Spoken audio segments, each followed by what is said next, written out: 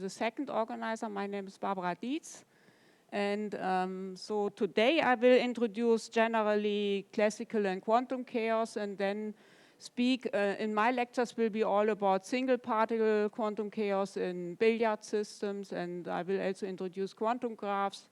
Martin Sieber, he will speak about the semi-classical approach in single particle systems, and Thomas Gore about random matrix theory. And I mean, random matrix theory, it was developed in a many particle system nuclei, and he will introduce the basics of random matrix theory. And next week then will be devoted to many-body quantum chaos, semi-classical approach, and some random matrix models which are applied, and other aspects of many-body quantum chaos.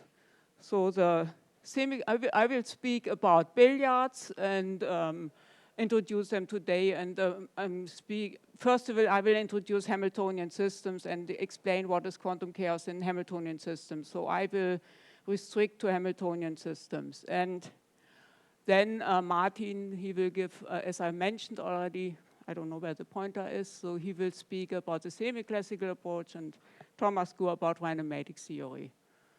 So these are very good books. I mean, by Fritz Hake, he was my teacher. He wrote a very good book on quantum signatures of quantum chaos. There are already a version from 2018, which is much more expanded than his first version from 1992 or something like that. And Svitanovic, it's an online book, so you can all attend. And then Arndt Becker, he wrote his habilitation. It was about eigenfunctions in the cortex in quantum systems, and I won't speak much about eigenfunctions, but there you can find a lot of information on properties of eigenfunctions in chaotic systems. So I will start now. It doesn't go. Why doesn't it go? So it doesn't move.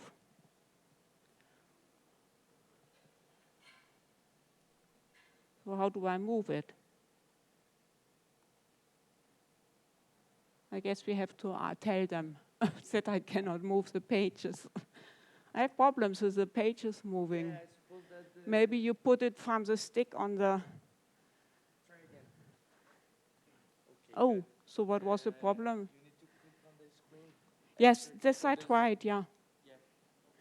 Okay, so now let me very briefly introduce Lagrange equations of motion, Hamiltonian formalism, because these are equations which are used in context of semi-classical theory. There you need the Lagrangian formalism. I mean, it gives the equations of motion in terms of coordinates and velocities as coordinates and generalized velocities. So, and I mean, it's defined as T minus V, where T is the kinetic energy and V is the potential. And we assume that the Lagrangian and also the Hamiltonian do not explicitly depend on time. Then you have one conserved quantity, which is the energy. And Lagrange equations of motion, they yield the equations of motions of the particles. So if you have an n-dimensional system, then you have n coordinates, and these are the velocities.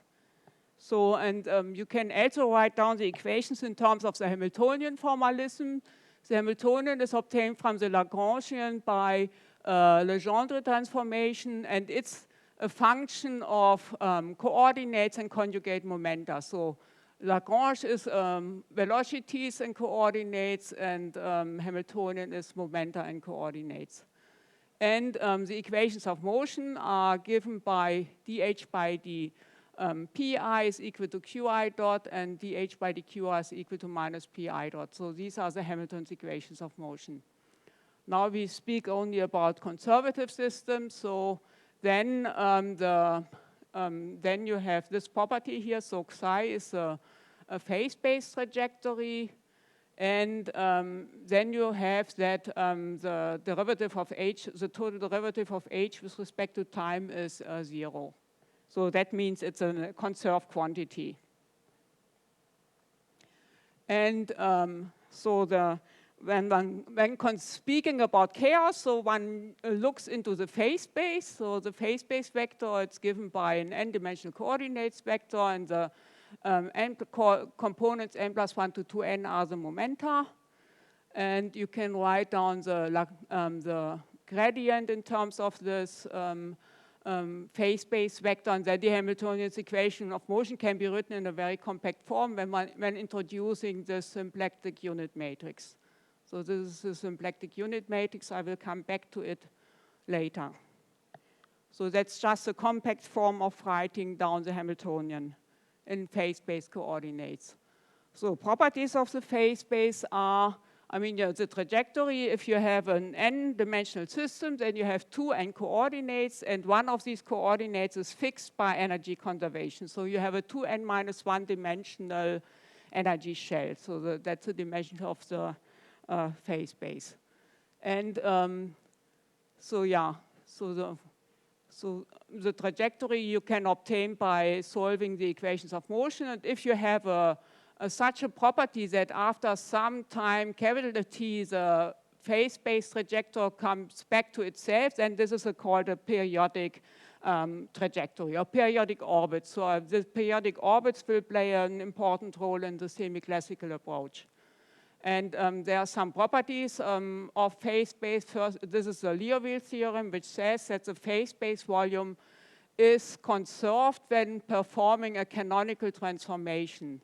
So, and the gradient of the divergence of the derivative of the phase space with respect to vector with respect to time is also conserved. And what is a canonical transformation? A canonical transformation is a transformation from coordinates and momenta to new coordinates and new momenta, and these new coordinates and momenta solve an equation which is similar to the structure of Hamilton's equations of motion. So one always has to make sure that this is the case, and then one has a canonical transformation.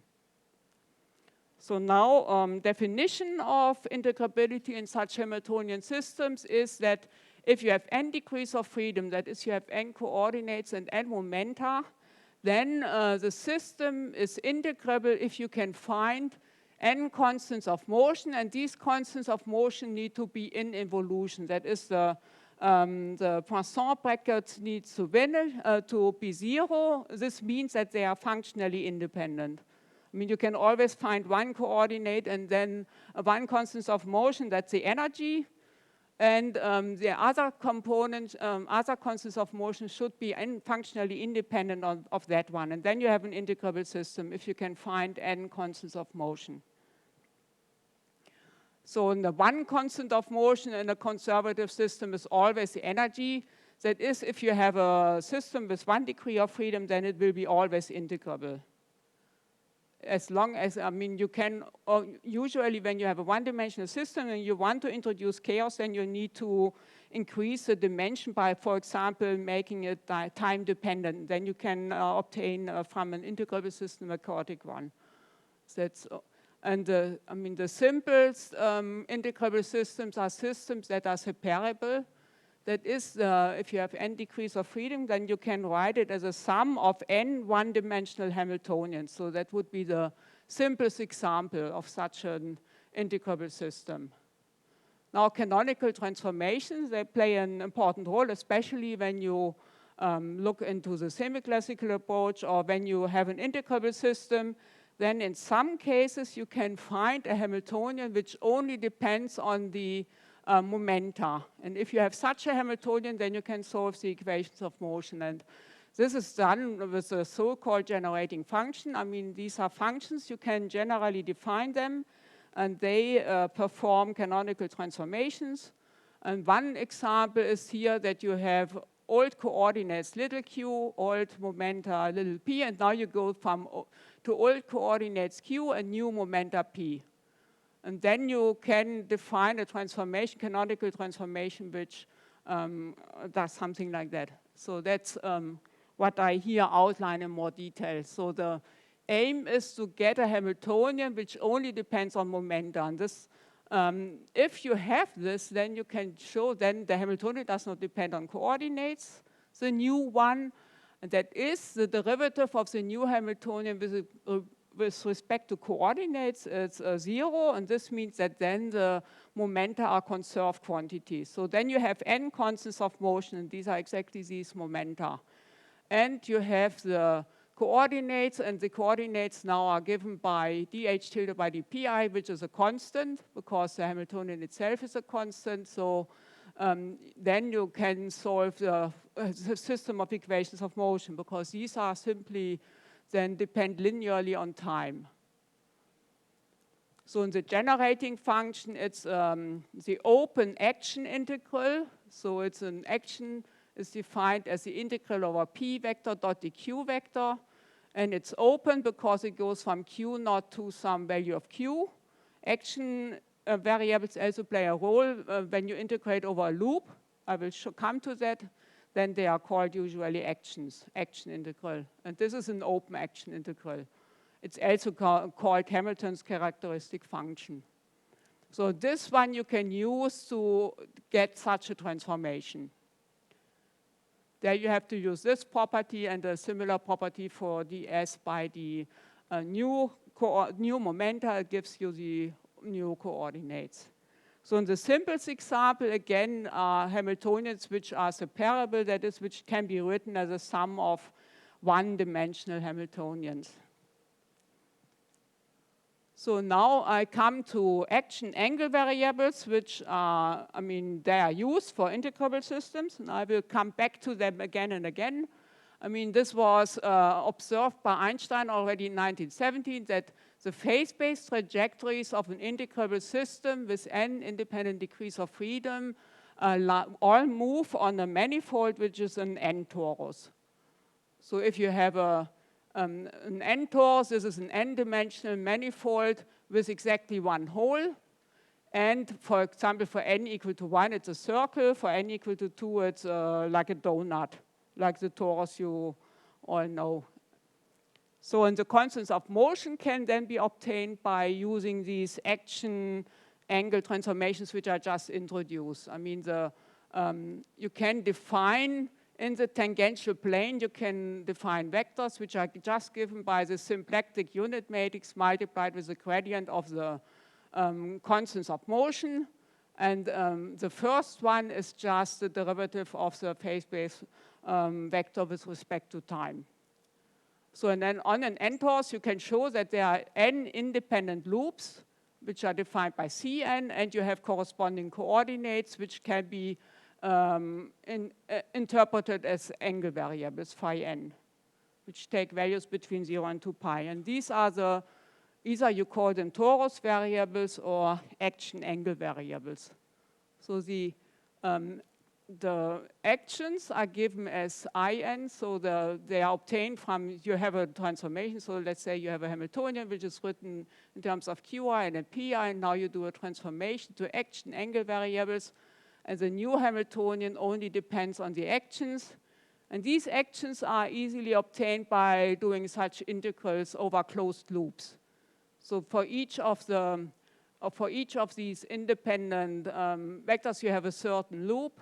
So one loop would, in the two-dimensional case, one loop would be a circle around the tube. Another would be a circle along the two torus in this case. And the angle variable, it measures the number of evolutions around this one. It would be phi 2, and around this curve, it would be phi 1.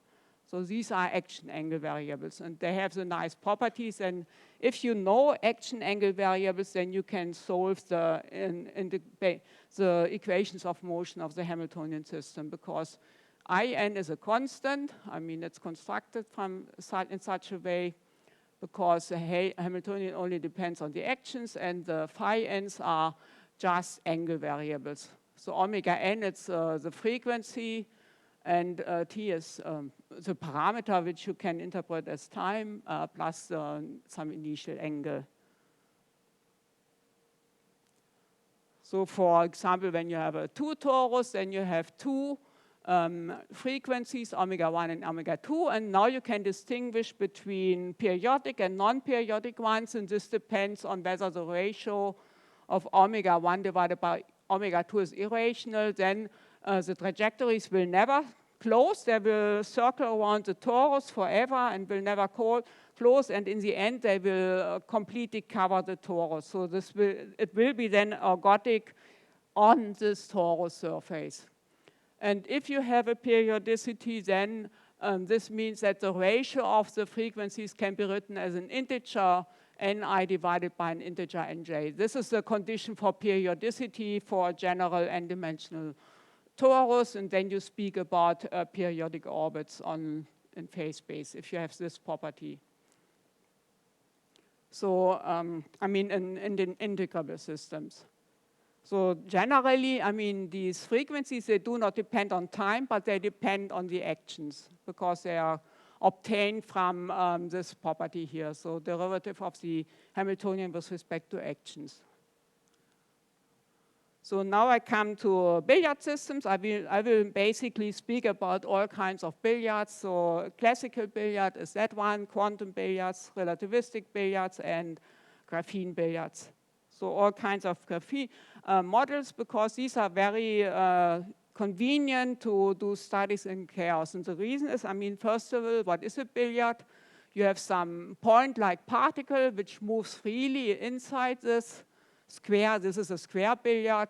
And then when it comes to the boundary, then it's reflected specularly according to mirror conditions. So angle alpha is equal to angle beta. And this defines the dynamics. So your particle comes here, it's reflected there, then it comes here, it's reflected there, and this defines you the whole dynamics of your system. So, and the nice thing about these billiards is that the dynamics, so the question whether it's integrable or chaotic only depends on the shape of the billiard. Therefore, they are used since like 30 years as a system to study quantum chaos. And I also use them. So that's because of this nice property. So some examples of integrable billiards. One is a circle billiard. It has the constants of motion is the angular momentum in this case. As you can see, they are always the angle of reflection is one value. So it's one constant. Whereas the trajectory, when it's here, this is an example of a periodic orbit which has an irrational ratio of the frequency, so it will never close. So it's an infinitely long periodic orbit, you can say. And this is a square billiard or rectangular billiard are other examples, or the ellipse billiard is also is integrable as long as you look at the full ellipse, half ellipse, or quarter ellipse, but all other kinds of ellipses are chaotic. So in here, the constant of motion is a product of the angular momenta with respect to the focal points. And examples for chaotic ones is the Sinai billiard. It's obtained by taking a square and adding a circle, so you make a circular hole. This is a simplest example. Of course, you can produce also with holes which are not at the center but somewhere else. This has some, I mean, it has some problems because, as you can see here, you also have trajectories which will never touch the circle, so these won't be chaotic. So I come back to that. Here, another one is a chaotic Bonimowicz stadium. It also has some orbits which just reflect back and forth between the two parallel lines. These are so-called bouncing ball orbits which do not have the chaoticity property, but these are of measure 0. Therefore, it's fully chaotic, but it has regular properties which are of measure 0. But when you come to the quantum system, you will see changes. So you will see deviations from what you expect for a fully chaotic system. So I will come back to that too. Another example is a Limassol billiard. I mean, this one has a symmetry with respect to this line, but it's a chaotic system, and plus this, it has a symmetry. And it's a chaotic system depending on a parameter. So in this case, when you choose your origin somewhere here, and then you define the radius as a function of an angle, then you can vary this parameter, and you can change from a circle. Circle would mean that R phi is just equal to 1 to something that is completely chaotic. For epsilon equal to 0.5, it's already completely chaotic. So this is used, these are standard examples, which are these two especially, and this one is also used when you are interested in properties that deviate from chaotic the expectations that you have for a system with chaotic dynamics. So here you can see again, I mean, a rectangular billiard. So to find out whether your system is chaotic or regular, what you can do, you can take your billiard, you choose two initial conditions which are very close to each other. I mean, here I chose initial conditions. They differ in the location, but the momentum, which is defined by the direction of the coordinate, is the same in this example. And now you evolve these particles in time, and they will always move parallel to each other, except at the reflection points. So this is what happens if you have an integrable system. I showed you also for the circular billiard, they always evolve with a certain angle. However, if you do the same in the Bunimrud stadium and don't choose just this direction, then also 2 points that start very closely to each other, they first will move parallel to each other as long as they only touch these parallel lines. But then as soon as they come to the circular boundary, then they will start to diverge. And if you do the evolution long enough, then at some point you cannot predict anymore where the particle will be after, I don't know, 10,000 reflections. So this is characteristic of chaos. I mean, it's dynamical exponential instability leading to unpredictability of characteristics. This is a characteristic of chaos. This means that if you start with two close-lying initial conditions, for example, when you do numerical computations, you always have an infinite sum error. And if you now start to trajectories close to each other, then this error will also evolve, and then after some time, your computer cannot tell you where it will be after 10,000 reflections, depending on the accuracy of your computer. And this is the unpredictability, and that's how deterministic chaos is defined. This is a so-called sensitivity of the solutions of the equation of motion with respect to initial conditions. So this is one way to find out whether your system is chaotic or not chaotic. So, and usually, instead of looking at phase space, I mean, what you would have to do to find out whether your dynamics is chaotic, you would have to look into phase space. But instead of looking into phase space, if you have a two-dimensional billiard, I mean, you have a two-dimensional, then you have two coordinates, two momenta, so you have a four-dimensional phase space. But it's sufficient to look at cut a plane, just define a plane in this phase space volume, and then look on the dynamics only on that plane. That is, you let the trajectories evolve, and each time they cross this plane, then you register it. And this is also a possibility to find out whether the dynamics is regular or chaotic. And in a billiard, it's very simple to define it. I mean, in a billiard, you have energy is given by px squared plus py squared. So, and energy is a conserved quantity, so the absolute value of p is a constant. So, and the particles will always move with a conserved absolute value p. So, in between, they will just move on a straight line. The value of p is always the same. So, the only thing you are interested in, you're not really interested in what happens in between, because this you know. So the full phase space would mean that you would follow the trajectory along the whole path. But if you want to find out whether the dynamics is chaotic or not chaotic, it's sufficient to look at the positions of the points of impact and at the angles at this at the position of, at the reflection. And the momentum is just given as this absolute value of p, which you can set to 1, multiplied with sinus phi n.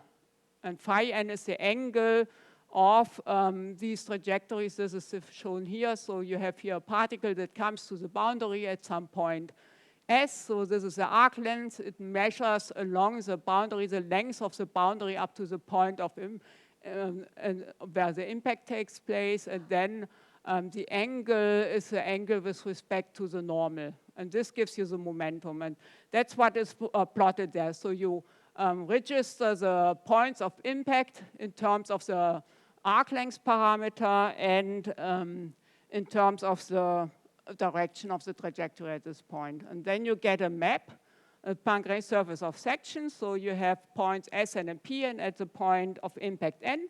And then you go to the point N plus 1, P N plus 1. And when you plot this, then you get a Poincare surface of section.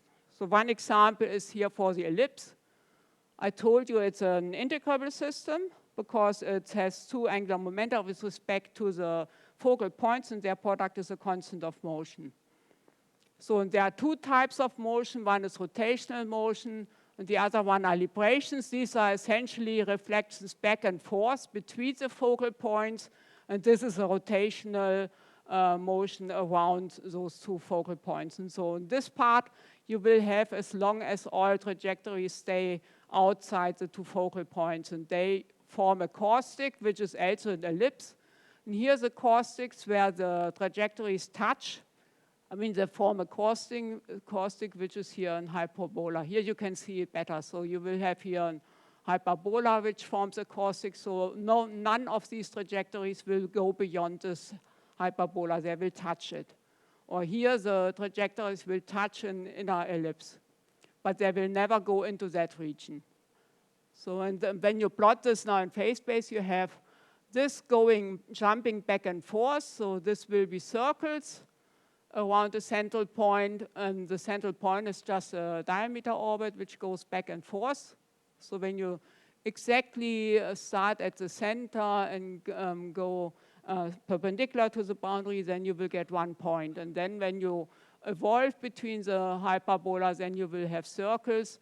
And in this case, you will have these rotational motion. So it will be periodic motion, essentially. So essentially, you can go here, it's from 0 to 2 pi, and then it will repeat from 2 pi to 4 pi, and so on. And they are separated by separatex, which is cuts here. So this is exactly the point where the two types of motion are separated. So this is an ellipse. Another example is the stadium. So here, I mean, in that case here, I produced all these points by choosing different initial conditions. And then you get all these circles and these lines. Now for the stadium billiard, I just chose one initial condition and then iterated it 10,000 times. So you always record when you touch the boundary, you record, and these are all the points. So that's what it looks like when you have fully chaotic dynamics. Then you won't find any closed curves in the Poincare surface of section. So here in this case, you would find some which jump back and forth, but this is just 1 point, so you don't see them. And another example is a Limassol billiard. I mean, I just showed to you one which has the shape of a heart. This is another parameter, 0.3. So in this case, you have something that is called mixed regular chaotic dynamics, because as you can see here, you have regular islands where the dynamics is integrable. These correspond to the diameter orbit and orbits around the diameter orbits, or to this triangular orbit and particles which move around this, oscillate around this triangular orbit. And then you have a phase space which has some chaotic paths, but in between you see all these holes, and these indicate that there you have integrable motion. And it's not of measure 0 because you can really see it. I mean, these are islands of a size which is measurable. So now that's one property of chaotic dynamics. It's a so-called ergodicity. I mean, you saw here that you have areas where they fill the whole phase space, the blue dots, except of these islands.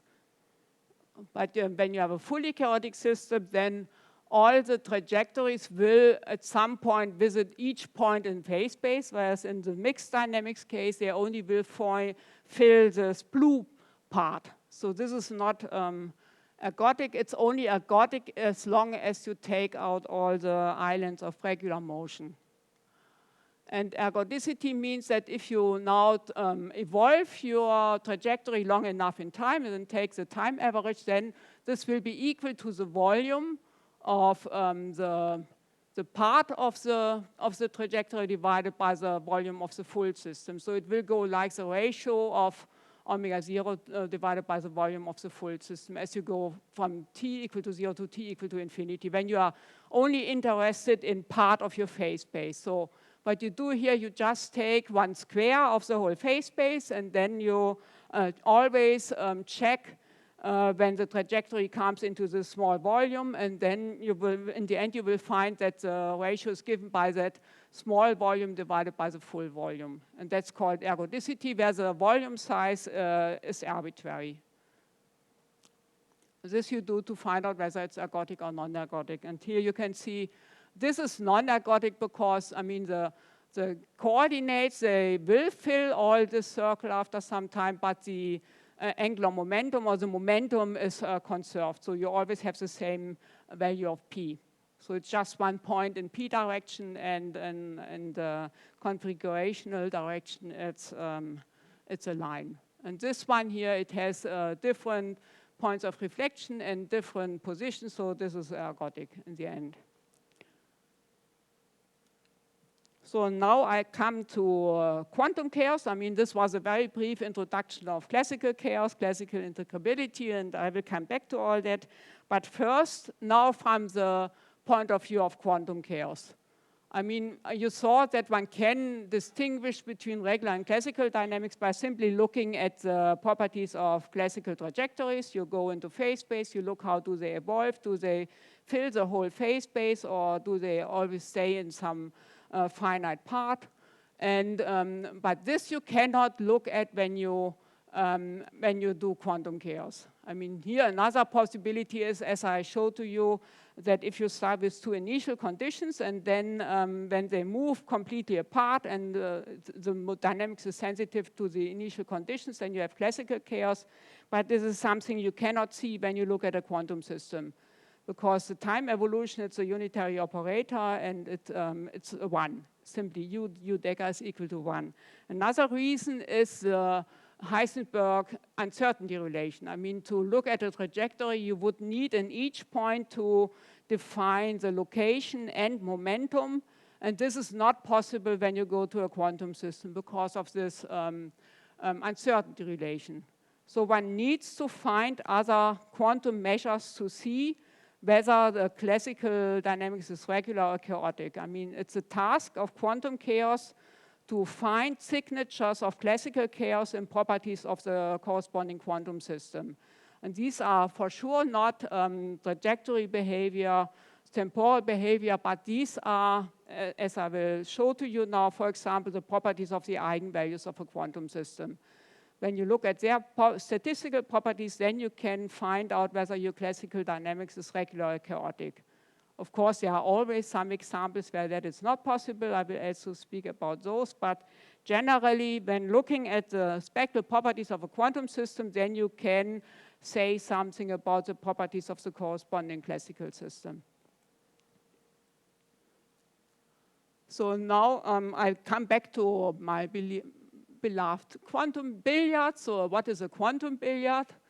I mean, a classical billiard, it's confined to some domain and reflected specularly at the boundary. So it is a quantum mechanically, it would correspond to an area which is confined by infinitely high boundaries. So in a quantum Schrödinger equation language, this would mean that you solve the Schrödinger equation for a free particle, and then the particle is confined to the billiard by boundary conditions, and these are the so-called Dirichlet boundary conditions. Dirichlet means that at the boundary, the wave function should be equal to 0. So that's what you have to do if you want to get the properties of a quantum system. You just solve the Schrödinger equation and then impose this boundary conditions along the boundary, and this can be very complicated, so depending on what kind of systems you look at. For integrable systems, you know the solutions, but for chaotic systems, it can be quite difficult to find the spectrum, even though this all looks very simple, but the problem are the Dirichlet boundary conditions.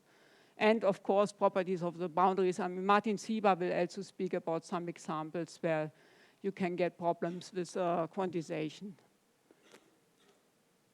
So this is, I mean, in terms of a time-independent Schrödinger equation, that's what we look at, because I said we don't look at Hamiltonian systems which depend explicitly on time, and then you have to solve the Schrödinger equation. So this will give you the eigenvalue equation. So the En are the eigenvalues, and the eigenfunctions are the psi n.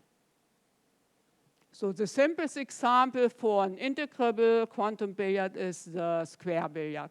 For that, you can get all the wave functions. I mean, these are sinus functions, products of sinus functions that vanish at the boundary. I mean, if this is the length A, this is B, 2A. Here you have to put a 2A and here a 2B, because this is for a rectangle with length 2A and 2B. And these can be very simply written in this form, because when you now insert here A, then you get here an integer of m, per m integer, then you get here a 0. And here, when you choose here an integer of n, then you get here a 0. So as long as m even and n even, then you get solutions for this example. And in this example, the wave functions are plotted here, and you can see they vanish along the y and x axis. That is, there you have always the Dirichlet boundary outside boundary conditions, but you now divide the rectangle into parts where you have here Dirichlet boundary conditions and along the y-axis Dirichlet boundary conditions. So these are symmetric, anti-symmetric with respect to the x and the y-axis. Similarly, you can have solutions which are symmetric with respect to x and y, and this would correspond to so-called Neumann boundary conditions. Neumann means that the normal derivative of the wave function is equal to 0 along the boundary. Along the inner boundaries, I mean along the axis. But along the outer boundary, you always have Dirichlet. But now you can essentially create quarters of the rectangle with Dirichlet, Dirichlet, Neumann, Neumann, Dirichlet, Neumann. This would correspond to anti-symmetric with respect to x and symmetric with respect to y, or with symmetric with respect to y and anti-symmetric with respect to x. Here blue means 0 and red means highest value in this color coding. So this is one example. So in a quantum, when you have a quantum billiard with a mirror symmetry, then you can always separate it into solutions which are either symmetric or anti-symmetric with respect to the mirror axis. Another example is a circle billiard. I mean, here you can again find the eigenvalues and eigenfunctions. So this will be for tomorrow in the tutorial. You can try to find the solutions. So these are the wave functions. They are given in terms of Bessel functions multiplied with the e to the im phi. So I mean, when you have a quantum billiard, you have here either cosine m phi or sinus m phi, depending on the rotational symmetry. I mean, this one can divide it by rotational symmetry. It can have either be invariant under rotation by pi over n. So generally by pi over n, so you can separate it according to rotational symmetries. This I will explain tomorrow in the lectures how to separate. And that's how the wave functions look like. So now when you come to a chaotic system, then the wave functions don't have any structure anymore. I mean, here you see a structure because of the symmetry with respect to the x-axis, but otherwise it looks completely chaotic. So there are some exceptions. I mean, ergodicity in this case would mean that you again choose some part B0 and now compute the probability, the integral over the probability, so over the area of the billiard, only along this part of the whole billiard. So this is the probability that a particle is found in psi n. A quantum probability is just the absolute value square of the eigenfunction. And the quantum ergodicity here means that when you take the limit to infinity, so when you, I mean, in this case, you don't take any limit to infinity, so that this is just given by the area of the B0 divided by the area of the whole billiard. So this would mean ergodicity in a quantum system. And what does it mean? So ergodicity means that the wave functions usually should uniformly cover the whole billiard surface, but there are again exceptions, and these are so-called scarred wave functions. You can call them scar when they are located around classical unstable orbits, but generally you can have wave functions which are strongly localized along some periodic orbits of the classical system. Like here, the bouncing ball orbits, which are already mentioned, or you can have also orbits which are exactly start at the corner where the straight part changes into the half circle part. And these form an exception, so they seem to have just to cover a very small part of the volume, but when you look at spectral properties, you can see strong deviations from what you expect for a typical chaotic system. Therefore, scars are, there are numerous publications about scars and all this. Now, I just come first to the spectral properties of an integrable system. So here of integrable systems, and then I come to the spectral properties of a chaotic one. So this will just what I have to say about integrable systems, and then the next lectures I will speak about the chaotic ones. And this is the so-called Berry-Tauber conjecture, which tells us that the fluctuation properties in the eigenvalue spectra of a typical integrable system are identical to those of a process of random numbers which are drawn from a Poissonian process. That is, if you look at the spectral properties of the eigenvalues of a integrable quantum system, then they should be the same as the corresponding statistical properties of the Poissonian random numbers. So I will introduce all the measures which you can use, and the derivation which was given by Berry and Tauber in 1977. It's based on the so-called Einstein-Briand-Keller quantization, which I will now briefly introduce, because this is essentially the link between quantum mechanics and classical mechanics for integrable systems, so the semi-classical approach. So Einstein-Briand-Keller, it's essentially a generalization of the Wenzel-Kramer-Briand approximation, which you should know from quantum mechanics to n-dimensional systems. So it tells us that this integral over p dq over a closed curve, so these are the constants of motion, this is the angle variable, action variable, that this is given by some integer number plus some number alpha I divided by 4 multiplied with h bar. So if you take this is first of all a property of the action angle variables, and this now can be extended to a quantum system. So here the alpha I are the so-called Maslov indices. So mu is the number of turning points of the momenta. At the reflection, the momentum changes sign. So, and if you look at the circle, for example, here, you have here a change of sign, because this is a here you have it, and at the boundary you have a change of sign when you look at the momentum. I will explain later. So you have to count the number of turning points where the momenta, so these ii's change their sign. So the p's here in this integral where they change their sign, and then the integral over a closed loop would mean that you integrate from turning point to turning point and back. And and this is now the Einstein-Briand-Keller quantization tells us that E can be written in terms of these action angle variables as long as it's an integrable system, and then they just insert here this quantization condition. So it's n vector plus alpha over 4. So here I redefine them. So here must be an alpha vector over 4. And this now can be used for the corresponding quantum system. This is a classical system. Now we assume that this quantization also holds for the corresponding quantum system. And from that you can get a semi-classical approximation for the spectral density. So first, how do you compute the action variables? First you need the action angle variables. So these are obtained by transforming from momenta coordinates to action and angles.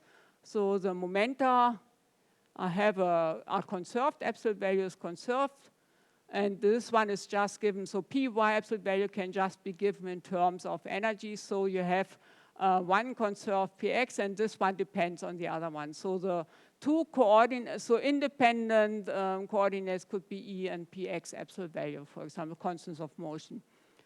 So, and to get the action variables, you have to integrate over all loops. So one loop is in x direction. So when you go back and forth here, this would be one loop. In x direction, you have another loop in y direction. Then you get the corresponding action variables. So as maybe you remember, so it was I with respect to each of these components. And here the components are x and y. I called them pi before. So and then you get the action in x direction is given by a over pi times px absolute value, and the other y direction is b over pi times py. And now you can use this, insert them into this one, then you get your Hamiltonian in terms of the action variables. So, and the coordinates then are easily obtained. These are these angle variables. I mean, here this h doesn't depend explicitly on coordinates. So the angle variables are given by this constant multiplied with t, and the actions are constants of motion. And now you can use EBK. So for this first, what does it mean? So EBK means that I1 is given by h bar times n1 plus this alpha over 4. So you have to count number of turning points. And in this case, it's equal to 1. So alpha over 4 is equal to 1. And in y direction, you have h by n2 plus 1. And then you get the eigenvalues by simply inserting into this formula the EBK quantization values. I mean, to derive EBK, you have to proceed like with WKB in the one-dimensional case. So, and then you get the energies. These are now with, in the quantum, this is integrable limit. Now when you compute the quantum eigenvalues, you get exactly the same result. So in this case, EBK is exact for the rectangular billiard. So I mean, to get these, you can, the different trajectories you can get by simply reflecting the rectangle at the boundary where you have a point of impact, and then when it comes here, then it's reflected in this direction, this and this and this, and this can help you to get the numbers n and m in this equation. So this measures essentially the number of rectangles which you will in the end have to reflect in this direction and the other one in that direction. Then you get here m equal to 2 and n equal to 4. So m equal to 2 because you come back to the initial one. So, and these EBK, now the Einstein-Brinker-Keller, can now be used to get the eigenvalues of the corresponding quantum system, to get a semi-classical approximation for the spectral density. This is a purely quantum property which is given as a sum over all eigenvalues of the quantum system delta of E minus E and M. So this is equal to 1 when energy corresponds to one of the eigenvalues of your rectangular system. And now you can do insert the Einstein-Brinker-Keller approximation, and then you can derive a semi-classical expression which gives you the spectral density in terms of the sum over classical periodic orbits. That is, you have a quantum system on one side, the eigenvalues, and on the other side you have a sum over periodic orbits. And this gives you a direct connection between the classical system and the quantum system. So for an integrable system, it's quite simple because here you just need, I mean, you need to use Poisson summation rule. I think Martin will speak about it. And essentially, it's him who derived this formula. So I won't go into details because Martin, he will speak about the semi-classical approach. And so semi-classical, the aim of semi-classical approach is to find a semi-classical approximation for the quantum spectral density in terms of a sum over periodic orbits. So and this is, here in this case, you can do it explicitly. And here I compare. I mean, this is a fluctuating part of the spectral density. I mean, to get it, you take the number of eigenvalues below a wave vector k. So k squared is equal to energy. But usually we use k instead of energy. And then you count the number of eigenvalues below a certain value k. Then you determine the smooth part and subtract it. Then you get the fluctuating part. And this is this part which fluctuates around 0. So the black curve is what you obtain when you take quantum eigenvalues, and the red one is what you obtain when you use this trace formula. I mean, the trace formula, as I said, it's a semi-classic expression for the speckle density, and to obtain the number of eigenvalues below E, you have to integrate rho over E. So what you do, you take this trace formula, integrate it over K or E, depending on what variable you prefer, and then you get this red curve here for the rectangle. So you can see that it very well matches so there's a very good agreement between the classical and the quantum system approach for the fluctuating part of the speckle density.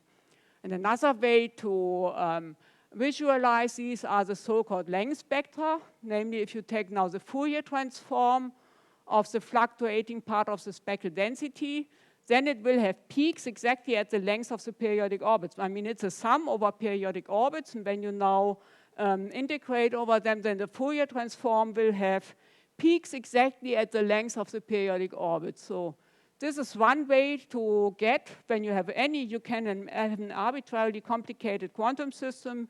If you compute now eigenvalues and then length spectra, then you can see then you can really find all the lengths of the periodic orbits. I mean, in some cases, it's extremely difficult to find periodic orbits, to find a semi-classical approximation, but here you have a direct link between quantum chaos and between the eigenvalues of a quantum system and the periodic orbits of the corresponding classical system. And therefore, the semi-classical approach is also another way to understand the properties of a quantum system in terms of the properties of the corresponding classical system. So this is for the circle. You can do the same, but I will do this in my tutorial. So what you have to do, first you have your Hamiltonian, you have to find the action integrals by following the prescription. I mean, this is done here in polar coordinates because it's rotationally invariant, so you better use polar coordinates. You can compute the action variables, the angle variables, and then you can, I mean, the action variables and angle variables are given then when you go to EBK. You again have a quantization condition, which is given in terms of integers m phi and mr. So m phi, it measures the number of rotations around the center, and mr measures the number of reflections. For example, here you have 2 reflections and 1 rotation. So this defines you then the periodic orbit. So to get a periodic orbit, it's sufficient to count the number of reflections, to count the number of evolutions around the center, and then you can write down the action angles in terms of these integer numbers. And this then, I mean, this is, of course, this part here, from here to here, it's Einstein-Pringer-Keller quantization. Now you can insert all these results into a trace formula, which was derived by Berry and Tauber. They derived a general trace formula for integrable system based on Einstein-Pringer and Keller, and then you can use that, and then you will find the fluctuating part of the speckle density for a circle billiard. I mean, it has certain problems. One problem is when you have these whispering gallery modes. I mean, you have an increasing number of reflection points, so it diverges essentially when you go up to arbitrary values of energy. But this is a general problem of these trace formulas, that they can have problems with convergence. When you try to go to k to infinity, then you can get problems. But this is also understandable because you start from a sum over delta functions, which also would diverge if you take energy to infinity, because then you will have an infinite number of eigenvalues. So, but still it works very well. This I just show here. I mean, here again, the fluctuating part of the speckle density, it's obtained by integrating the trace formula over E or K, depending on what you choose. And for the eigenvalues, you get it by simply counting the number of eigenvalues below k and then separating into a smooth and a fluctuating part. I will show to you how you can do it. And then in the flow, this shows the fluctuating part. So the red curve is the semi-classical approach. Black one comes from the eigenvalues. So again, you find a very good agreement. And also the length spectra. I mean, as long as you don't go to too high energies, you find very good agreement. And also for the other cases, you now have some methods to get back the convergence of the trace formulas. So now, and that's something that Martin will talk about, you can also derive a trace formula that is a semi-classical approximation for the spectral density of a quantum system with corresponding chaotic part in terms of sums over periodic orbits. This is a famous Gutzwiller trace formula, and this is something that Martin Sieber will talk about in his lectures. So because, I mean, it's, in my lectures, I talk about it, and I usually need like 3 or 4 classes until I'm from the beginning of that semi-classical approximation up to the end. But you can find one which works extremely well. I mean, when I compare quantum properties of a quantum system with this trace formula, I get very good approximation generally. So now, up to now, I only spoke about Dirichlet boundary conditions, that the wave function vanishes along the boundary, or Neumann boundary conditions, which would mean that the normal derivative vanishes along the boundary, but there's also some other type of boundary conditions. And these are Robin boundary conditions. These are a combination of wave functions and normal derivatives. And here in this example, I have here some parameter which depends on k and on the curvature of your system. And here you have just normal derivatives. I mean, this expression comes from relativistic quantum chaos, where I showed that you can write down the boundary conditions for a relativistic neutrino billiard in terms of such equations. But we also looked at such systems. For example, when you look at a circle billiard, then you will see, I mean, when you increase this parameter, so when it's 0, then you have pure Neumann boundary conditions. That is, you have this turquoise curve when you look at the spectral properties. These I will introduce later. So this I forgot. I should have put this later, because here you have the nearest neighbor spacing distribution, integrated nearest neighbor spacing distribution, number variance and delta 3 statistics, and about that I will talk now. So I should have put it later. I forgot. But essentially what it does, when you change this parameter, this parameter here, then you will change from Neumann to Dirichlet. But you will always have an integrable dynamics. So for an integrable dynamics, here are the length spectra.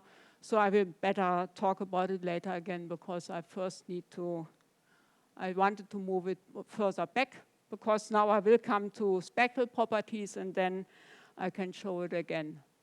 So, I mean, here now I come to quantum systems which have a chaotic counterpart. So within the Dyson threefold way, there are 3 universality classes. These depend on whether your Hamiltonian is invariant under orthogonal transformations, under unitary transformations, or symplectic transformations. Orthogonal transformation you find when you have a system which is invariant under time reversal. These are systems with integer spin.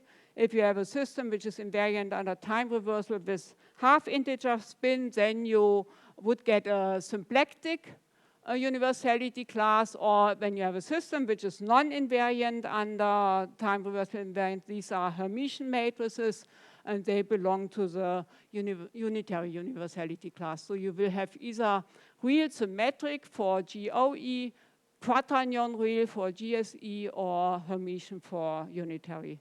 So I will come to all these symmetry classes.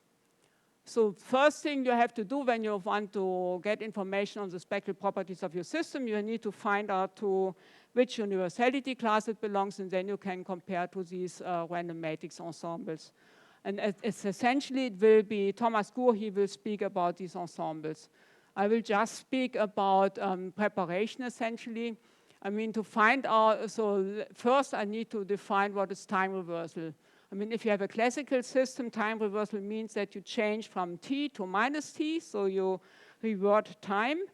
And then a system is time reversal invariant if the Hamiltonian is invariant under going from t to minus t. So the coordinate x, it will not be affected when you invert time, but the momenta will change sign. You will go from p to minus p. And if the Hamiltonian does not change, then your system is time reversal invariant.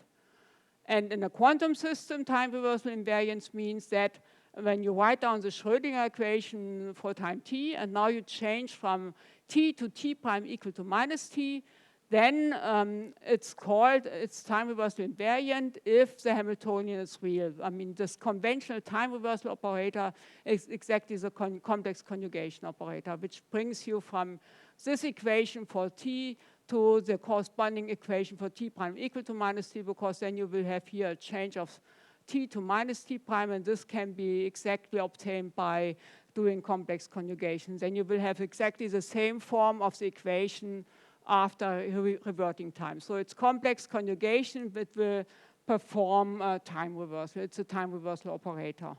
It's an anti-unitary operator because, I mean, when you take a scalar product of a time reverted wave function, so time reversal, it's here, complex conjugation, you go from psi to psi star. And if you now take the scalar product of two time reverted wave functions, then this is exactly equal to the complex conjugation of this one, because this one is just applying k to the scalar product. And this is, therefore, it's called anti-linear, because it changes from the scalar product is complex conjugate and the absolute value is preserved. So the absolute value is preserved, but you go from scalar product to the complex conjugate scalar product. And this is called anti-linear, and the time reversal operator is therefore anti-unitary. So generally, in general, depending on what coordinate system you use, you can either have complex conjugation, or when you transform to another system, this will be can be written as a unitary transformation multiplied with the original complex conjugation. Because when you now change from coordinates or momenta to another coordinate system, then you always have to make sure that you have this prescription for time reversal, and this can change then the time reversal operator. And this is just done by multiplying with the corresponding unitary transformation. So now, as I said, I mean, now you have to find, before you can compare to random matrix theory, you have to determine the universality classes. So universality class, for example, when you have a Hermitian matrix, H star is not equal to H, so it's Hermitian, H is equal to H deca, but the Hamiltonian itself is complex. It's complex Hermitian.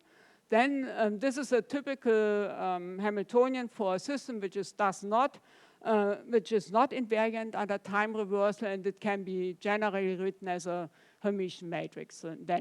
And to find the transformation properties, one has to find the set of transformations which leave the eigenvalues invariant and which leave hermiticity untouched. So you have to find those transformations which change the Hamiltonian to another Hamiltonian, which again is Hermitian, and which is again Hermitian and has the same eigenvalues as the original one. And this is the class of unitary transformation. So the class of canonical transformation for a system which violates time reversal invariance is a unitary group. So therefore, this is a corresponding random matrix ensemble, is the Gaussian unitary ensemble. So I mean, this is a condition to preserve eigenvalues is that A deca A is equal to 1. This is exactly the unitarity property. Now, when you have a system which is invariant under time reversal, then this means that H commutes with T. T is complex conjugation, maybe multiplied with a unitary operator. But if it commutes with it, then the system is time reversal invariant. If you have a integer spin system, then T squared is equal to +1.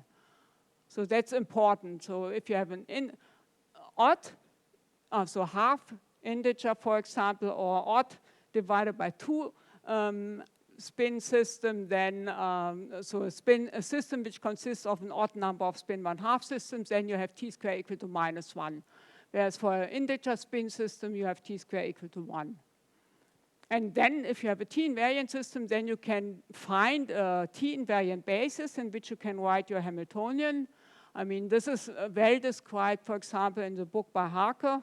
I mean, you make an ansatz with functions which are orthogonal to each other, and then take a combinations of these functions multiplied with t applied to this function. An a mu can be a complex number or a real number, and then you can always find a t-invariant basis of your Hamiltonian, and in this t-invariant basis, the Hamiltonian is real symmetric. That is, it's Hermitian and real symmetric. So whenever your system is time reversal invariant, then you can find a representation for your Hamiltonian in which it's real symmetric. And the corresponding group of canonical transformation are then the orthogonal group. So these are these belong to the Gaussian orthogonal ensemble. If you have a system with chaotic dynamics, then you would compare to the spectral properties of the random matrix ensemble of Gaussian orthogonal ensemble. So now a very brief introduction to random matrix theory. I mean, I mentioned already the names, Gaussian orthogonal, symplectic or unitary ensemble. Symplectic I will come to. So this is a space of real symmetric, quaternion real or Hermitian matrices. I won't go into detail here, just I will give just some very short introduction because I mainly will speak about time reversal invariant and spin integer spin systems generally. And so for the Gaussian orthogonal ensemble, the joint probability of the matrix elements of H, I mean H is a random matrix, has matrix elements are all random numbers, and they are all Gaussian distributed. That's a result of this requirement. So the first requirement is that you require that the joint probability density should be invariant under orthogonal transformations for real symmetric Hamiltonian systems. It should be invariant under unitary transformations for Gaussian unitary ensemble and under symplectic transformations for the Gaussian symplectic ensemble.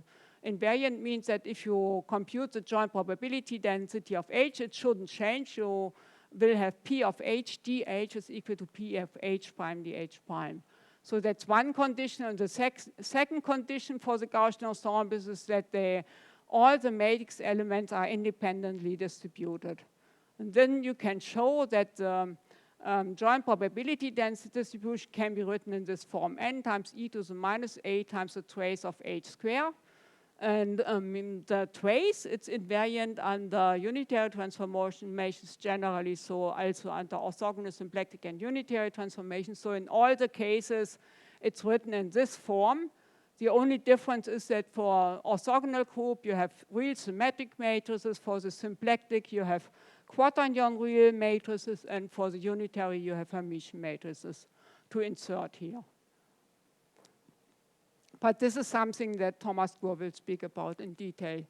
So now just, again, the Dyson threefold way. I mean, it's for when you have a system with violated time reversal invariance, then your Hamiltonian is Hermitian, as I said. When you have a integer spin system with preserved time reversal, then t squared is equal to 1, and t is just complex conjugation. When you have and the group is then the orthogonal group. On the other hand, when you have a spin 1/2 system, I already mentioned that then it belongs to the symplectic universality class. So what does that mean? Very briefly, so when you have a spin 1/2 system, your time reversal operator is given, you can show. I mean, you always have to fulfill the conditions that p goes to minus p when you do time reversal. And so when you do it with an angular momentum, you have to make sure that L goes to minus L. And when you have a spin 1/2 system, then you have to make sure that all the spin 1/2 angular momentum will go from plus sigma to minus sigma. And this is done by introducing a complex conjugation multiplied with this matrix, which essentially is e to the I pi over 2 times sigma y. And it can be very generally written in this form when you resort the basis states. So then you have the symplectic unit matrix. So that's a very general representation of the time reversal operator for spin 1/2 systems, and it has a property that t squared is equal to -1 in that case. And time reversal invariance means that t to the -1 is equal to h, and then since h is Hermitian, this means that the Hamiltonian is symplectic. This is exactly the symplectic property. That is, if you apply this symplectic unit matrix to your H transpose from left and right, then you will get back your H. So that's a symplectic property. And usually, in this case, you can show that you always have two types of states. One is 1 and the other one is t applied to the state. And they are orthogonal to each other. That is, you will have, when you have a 2 n-dimensional space, so here I choose even dimensional spaces. So if you have a 2 n-dimensional space, then you will have pairs of degenerate eigenvalues. These are the so-called Kramer's doublets. Because of the property that this state 1, it's orthogonal to T1, 2 is orthogonal to T2, and this orthogonality comes from the fact that t squared is equal to -1. Therefore, this leads to this orthogonality property. That is, if you have a symplectic random matrix, then you will always have pairs of degenerate eigenvalues. So, and then you can also derive a general expression for the joint probability of the eigenvalues. I mean, we are interested in spectral properties and properties of the eigenvalues. And for random matrices, you can derive them starting from this joint probability density distribution of the eigenvalues. And it's given by the product over all differences of the eigenvalues of if you have an n-dimensional random matrix. So to the absolute value to the power of beta times e to the -a times the sum over mu equal to 1 to n of e mu square. I mean, this part, it just comes from e to the -a times trace h square, and this gives you then this result for this exponential part. And then you have this product in front, which makes everything very complicated. I mean, if you have beta equal to 1, it corresponds to the Gaussian orthogonal ensemble, beta equal to 2 to the Gaussian unitary ensemble, and beta equal to 4 to the Gaussian symplectic ensemble. And for example, to get the spectral density, you would have to take an ensemble average. Ensemble average means that you compute the integral over this sum multiplied with the joint probability distribution of the eigenvalues, and then you end up with this expression. And you can show that for all beta, so for beta equal to 1, 2, and 4, you get the semicircle law. So the spectral density is given in terms of a semicircle law. I will just show a figure. So here I show the spectral density for random matrix. These were 400 times 400 random matrices. And when you now look at the spectral density of the eigenvalues, then they are distributed on a half circle. The integrated spectral density, it always has such a form. I mean, you can give an analytic expression, but I don't have time to talk about it. And the semicircle law, it's a very general law which is valid for all ensembles, for all 3 Gaussian ensembles. So now the essential statement of Bohigas, Giannoni, and Schmidt is that the properties of a quantum system with a chaotic counterpart are universal. That is, you find independently on what system you use. You can use an atom, you can use a nucleus, you can use a quantum billiard, you can use a quantum graph or whatever. You will always find the same properties in the spectral, same properties of the spectral properties. And this, of course, only refers to system independent properties. I mean, one system dependent property is exactly the spectral density. When you, for example, look at the nucleus, then you know that when you change energy and increase it, then the spectral density changes exponentially with square root of E. when you have a random matrix, then you saw that it's a semicircular. When you look at a billiard, then you find that it's proportional to the energy, or here frequency. I mean, here I wrote down for a microwave billiard. This is a microwave counterpart to a quantum billiard. For a quantum billiard, you would use here K, and when you increase K, then you can show that the spectral density increases linear in K. And this is a property you have to get rid of before you can compare to universal properties, because this is a system-specific property, and this is done by unfolding spectra. So unfolding means that you have to find a way to rescale your eigenvalues such that the spectral density is uniform. It's the same over the whole range in which you are analyzing data. And this is done by replacing the energies by the smooth part of the integrated spectral density. I mean, you can generally show it. I mean, Thomas Gur will come to that in detail. And then what you find, the most general prescription is to compute the number of eigenvalues below a given value of energy, and then replace, get the smooth part of the integrated spectral density, and then replace the eigenvalues by the smooth part of the spectral density evaluated at an eigenvalue. So this makes sure that the spectral density will be uniform, and then you can start using these unfolded eigenvalues. You then can compute statistical measures and compare to random matrix theory. For example, when you do it with a semicircular for random matrices, then the fluctuating part will fluctuate around 0, and the smooth part will then be a straight line. Because this is just, I mean, when you here plot here are plotted the unfolded eigenvalues versus the number of unfolded eigenvalues, and this is exactly the index n in this case, because you sort the eigenvalues by size, and then E1, n of E1 would be 1, and n of En would be n. So you have a straight line of slope 1, when you did everything correctly. I mean, to find out whether you unfolded correctly, one always has to check first whether the fluctuating part really fluctuates around 0. If it does not, then something is wrong. So now I will just briefly come to statistical measures. I mean, I will go fast because Thomas Gur will speak about everything in detail. There are several statistical measures which are used. One is the nearest neighbor spacing distribution, so that you compute the spacings between adjacent eigenvalues and then compute the probability to find a certain value of a spacing, and this then gives you the nearest neighbor spacing distribution.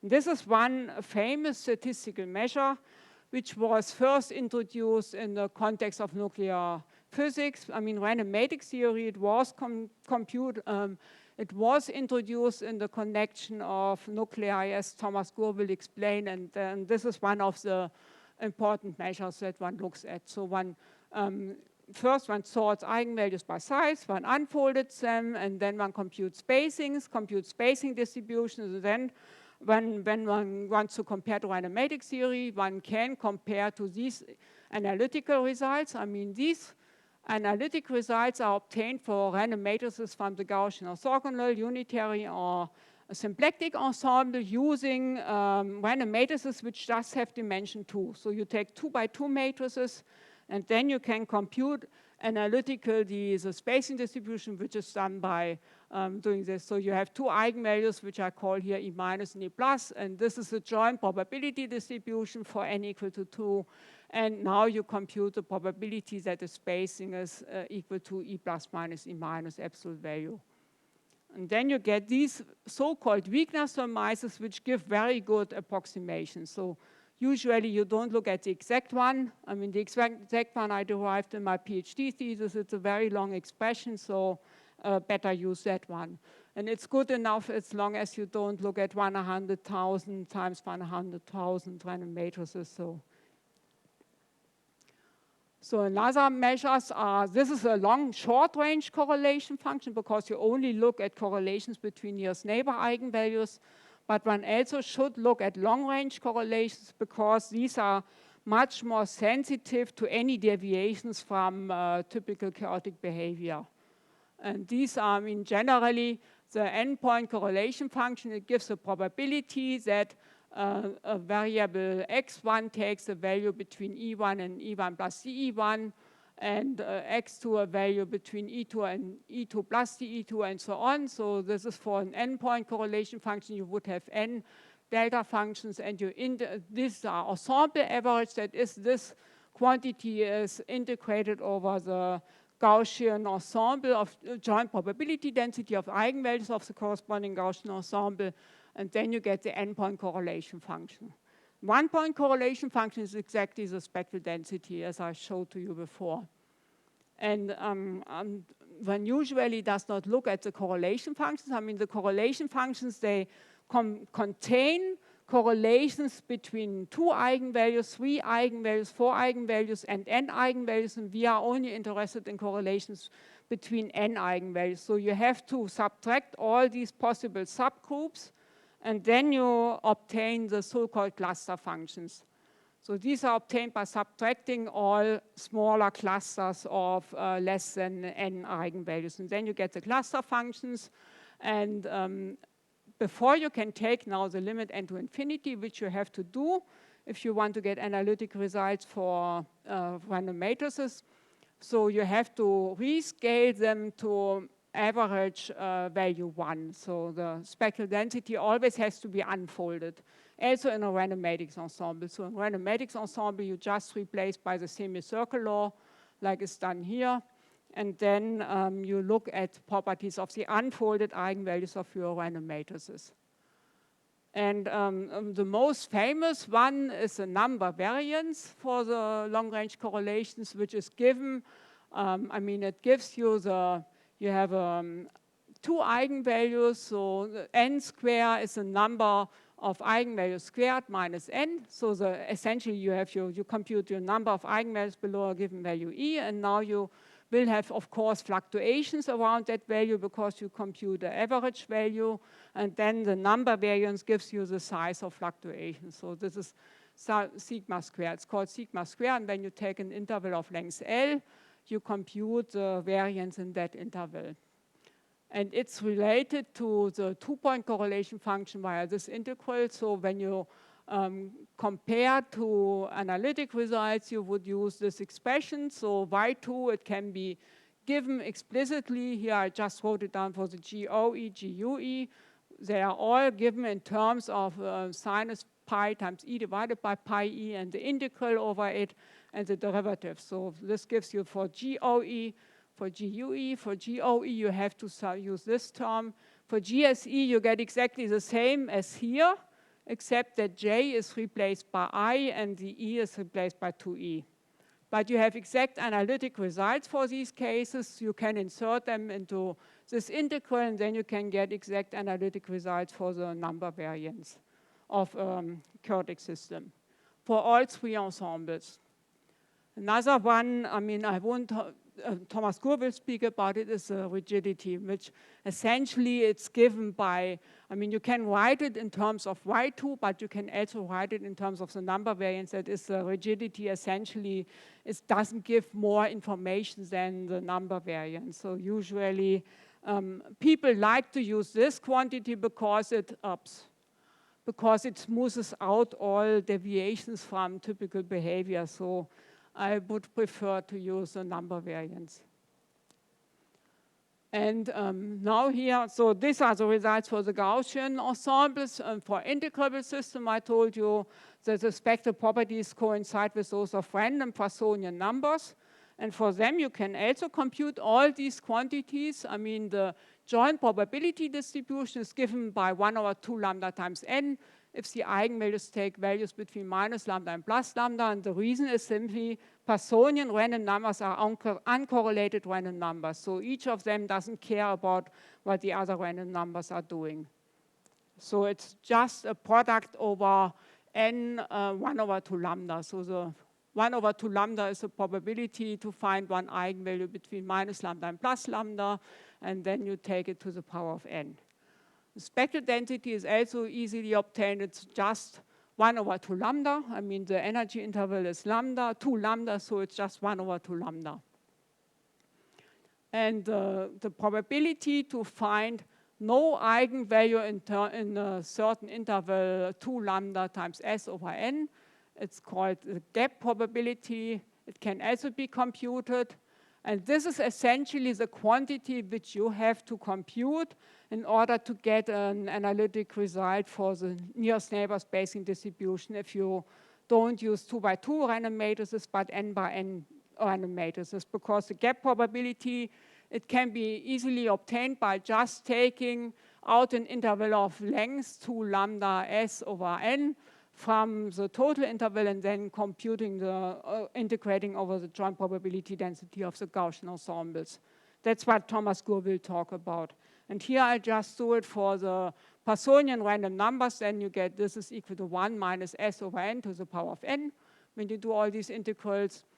And these are then, this is goes to e to the minus s when you take the limit n to infinity. That is the nearest neighbor spacing distribution, which is obtained as a second derivative of this gap probability is just e to the minus s.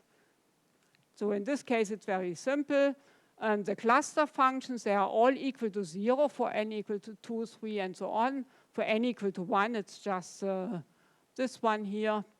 And when you, for the number variance, then it's simply given by L, and the delta 3 this, is given by L over 15. I mean, this you can derive from this expression, because this is a very general expression which is valid for any ensemble. So here, when you insert your 0, then you get just this L. And then this one, it can also be written as L over 15 minus an integral over y2, and then you get this L over 15. So now just one more spectral quantity. So these will be all the spectral measures which I will use and when I speak about billiards. Another one is the so-called ratio distribution. It's given, so you take a ratio, so between two adjacent eigenvalues or eigenfrequencies or wave numbers, depending on what you're looking at, and take between adjacent ones divided by the spacing between the next one. So this is gives you the ratio distribution. So these are the unfolded eigenvalues. So you take the eigenvalue I plus 1 takes the difference, and then you take the eigenvalues I and I minus 1 takes the difference, and now you take the ratio, and now you can compute the distribution over all these ratios, and then you get the ratio distributions. And these are used a lot because they have the advantage that this is a dimensionless quantity. That is, you don't need to unfold.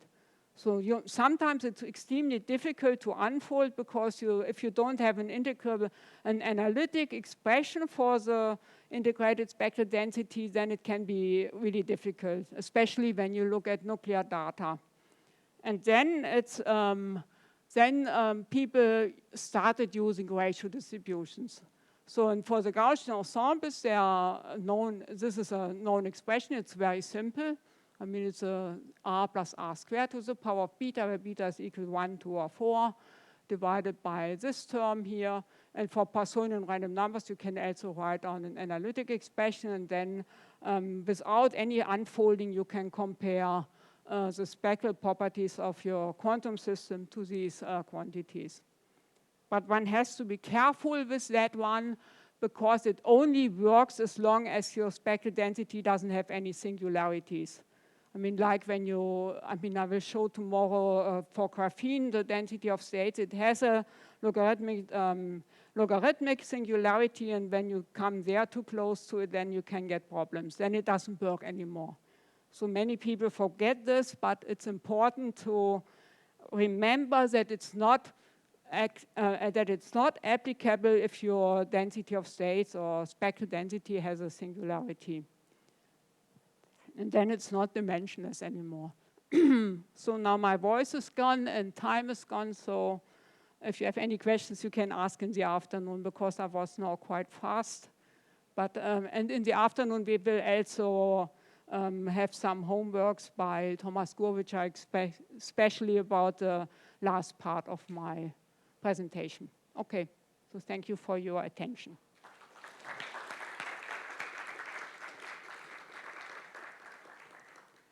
Now I need.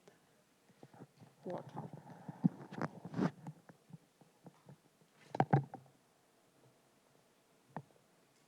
I think now we have a break.